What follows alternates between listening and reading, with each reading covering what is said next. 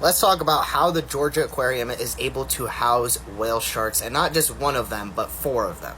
These whale sharks actually came from the Taiwan commercial fishery. Until 2008, whale sharks were actually part of a quota for these commercial fisheries to be turned into seafood.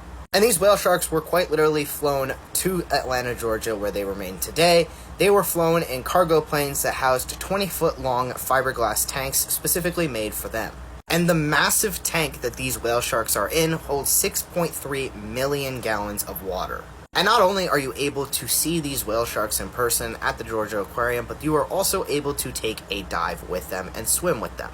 And there's been a lot of debate as to if this is a good thing or not to be housing whale sharks. And since 2008, Taiwan has actually made it illegal to kill whale sharks in their water, especially for commercial fishery.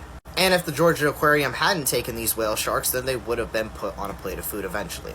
Prior to 2007, there was really no way that Americans could go see a whale shark unless they spent a ton of money going to off-site locations or traveling to another country. The Georgia Aquarium is averaging 2 million visitors a year, so since these whale sharks came in 2007, there's been almost 40 million people that have been able to go and see these whale sharks in person. Now, how they're able to keep these whale sharks is essentially because they have the space to.